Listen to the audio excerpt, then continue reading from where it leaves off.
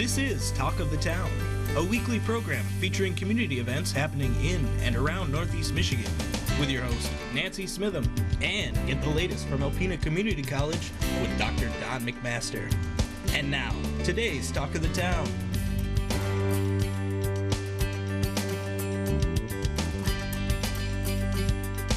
Good morning and welcome to Talk of the Town. I'm Nancy Smitham. My first guest today is Mary Schulk, and she is from, sorry, I just drew a total blank.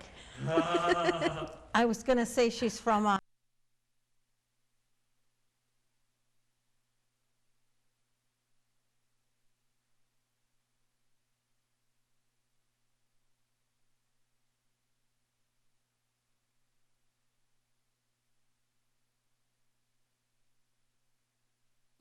This is Talk of the Town, a weekly program featuring community events happening in and around Northeast Michigan, with your host, Nancy Smitham, and get the latest from Alpena Community College with Dr. Don McMaster. And now, today's Talk of the Town.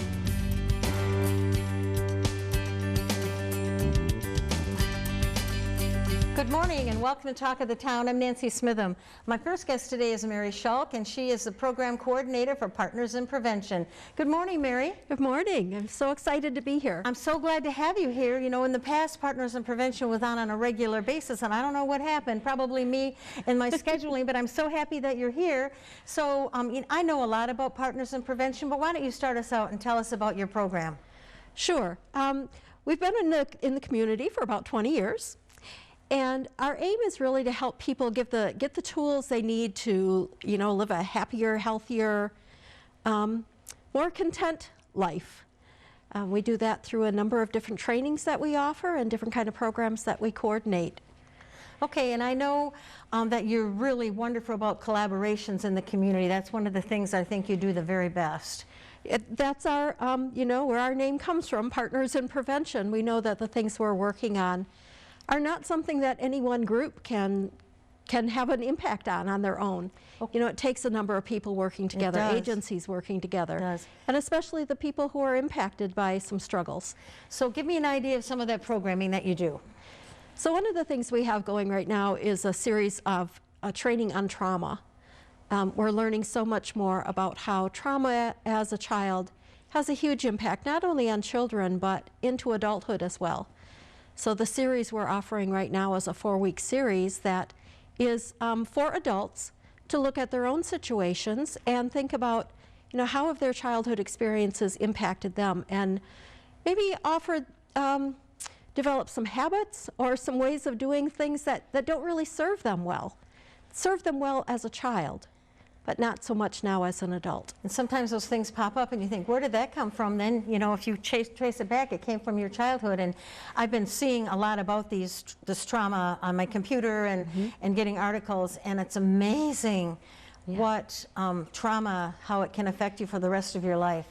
Absolutely. We know it has a huge impact on children's development, on how the brain functions, on how the brain forms connections.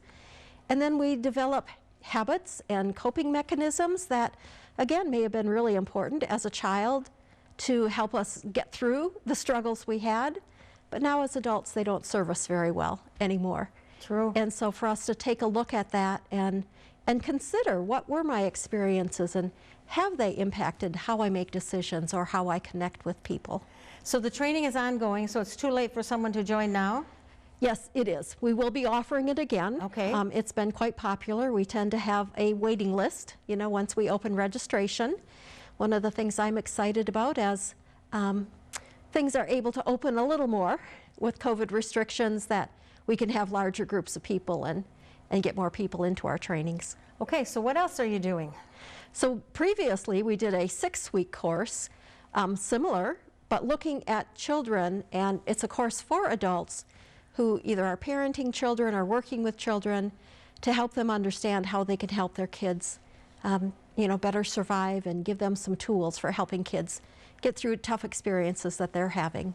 Wonderful. And what about substance abuse? It's such a piece of so many difficulties in the community. One of the programs that we do specifically is on fetal alcohol spectrum disorders. Okay. We know that prenatal exposure to alcohol is pretty common. You know, alcohol is just a part of the social fabric of our community. We also know that over half of all pregnancies are unplanned. So it only makes sense that we would have children exposed, not because, you know, mothers aren't careful or they don't care. It happens for a whole lot of reasons. And to be able to understand the impact that that has and know that children may just need to do things a little differently.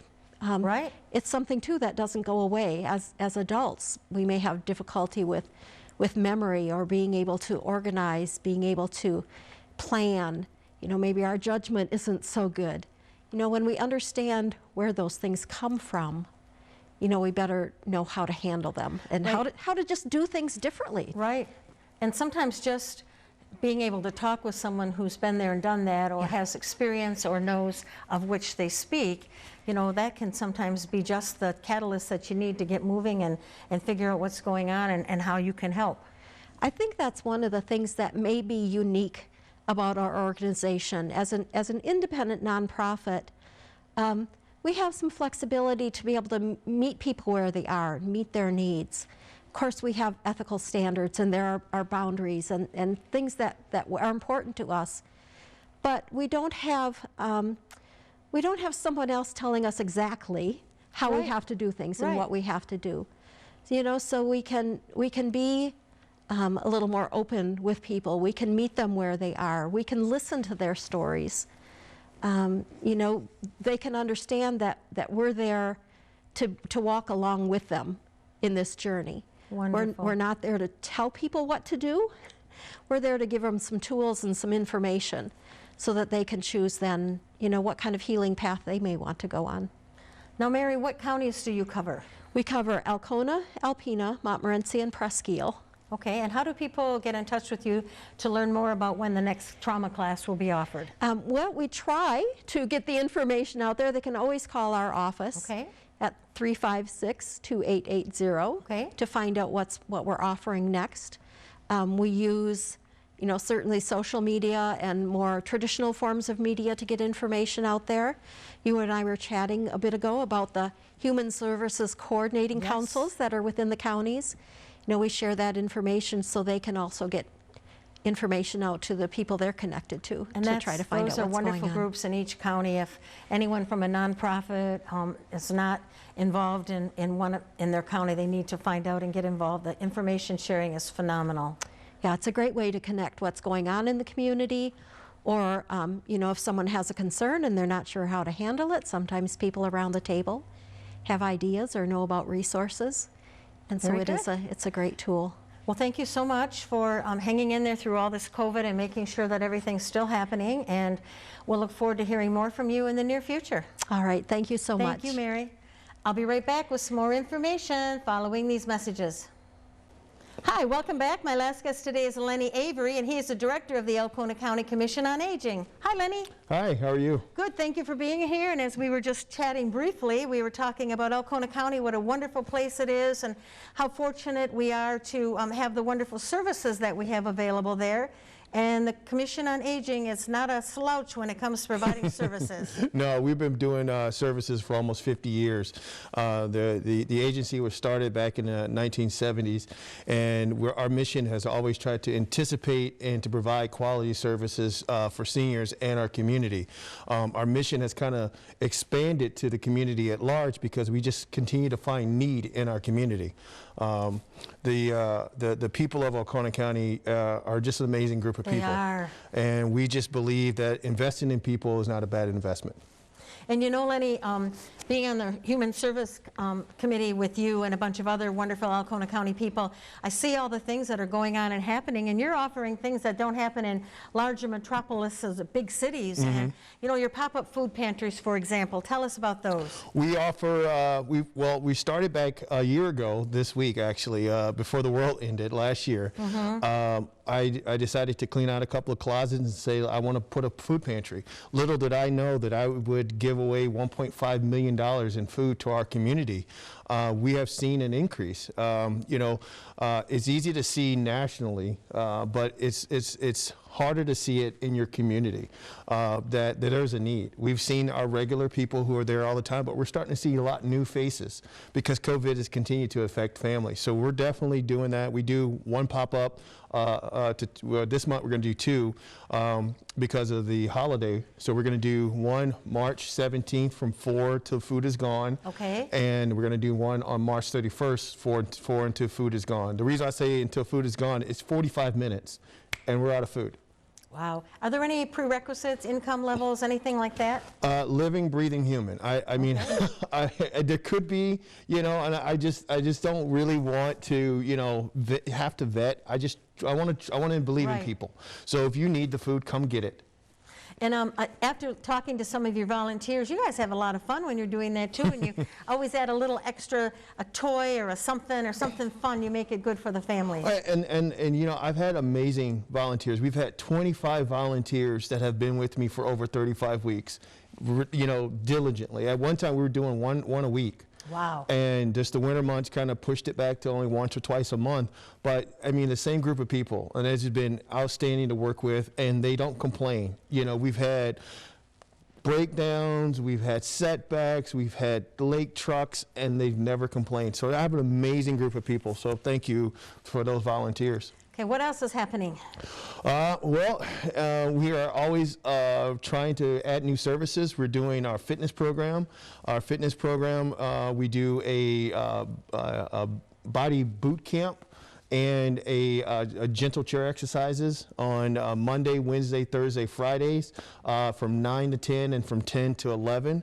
We're also looking at a giant, big, ostentatious, grandiose building project that I'm trying to bring to Oconee County, which is going to tackle 3 areas, which is housing needs, food insecurity, and overall health.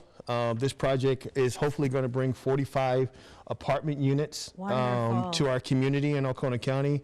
We're looking to build a 47,000 square foot community center that's going to hold a lot of community offices. And we're going to also try to build a 4,000 square foot pavilion for a farmer's market. So we're just dreaming big. You know, I've always had this mindset, if your dreams don't scare you, you're not dreaming big enough. Okay. And you know, you have a need for that. Your building's very old, very small. I mean, it's amazing what you do there, what happens out of that little building, but it would be wonderful for you to be in a new facility with everything updated. And that's the thing. Our building was built 1940s. We took it over. It used to be the old school.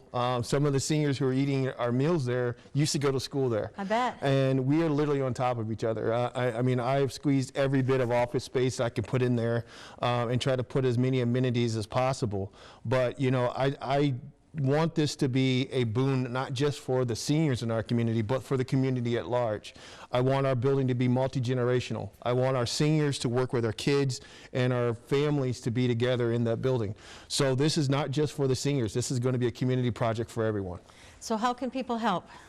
Thoughts and prayers right now. Okay. Within the next 2 months, maybe in the next 30 to 45 days, we're going to be doing a kickoff. Okay. This is going to be at the high school at Oconee County. Depending on where we're at with the COVID virus, maybe limited city to 150 individuals. And we're going to have a town hall where people can kind of give me their ideas. And I can tell you, people have been like, please a pool, please a pool, please a pool. But if you want a pool, this is not the time to pitch it. No, definitely not. And then, we're going to be also providing surveys that are going out to the community as well. So when you get these surveys, please return those surveys, because that data that we're going to collect in our feasibility is going to determine and tell our story to the federal government and say, this is why we need these funds. This is why you need to invest rural, and this is why you need to invest in Oconee County. We probably have enough time right now. Do you do congregate meals now? Are you open for those? We just opened congregate meals. It's been a year. Almost to the day. We closed our buildings Friday the 13th, and we're going to reopen Monday the 15th to congregate meals Monday through Thursday from starting at 5 o'clock. Wonderful. You're going to have a St. Patrick's Day party? I don't know, but I plan to wear green because these ladies, they pinch hard. Oh, I bet. I bet. Well, Lenny, we're almost out of time. I want to thank you very much. So what is the best way for people to find out what's going on at the center, how they can help with projects? What's the easiest way? I'll give you 3 good ways to get in contact with us. Number 1 is call us at 989-334-3466. You can visit our website at www.alcona, A-L-C-O-N-A, seniors with an S, Okay. .org. Okay. And you can always email us at info@alconaseniors.org. Okay. Thank you so much, Lenny, and you and your staff for keeping the center open and still providing services for the people, for the pop-up pantries, the exercise classes, the congregate meals, everything that you're doing. And I'll look so forward to hearing the good news about the kickoff and how wonderful that is going to be. Thank you, guys. Thank you so much. Thank you. Please stay tuned for Dr. Don McMaster following these messages.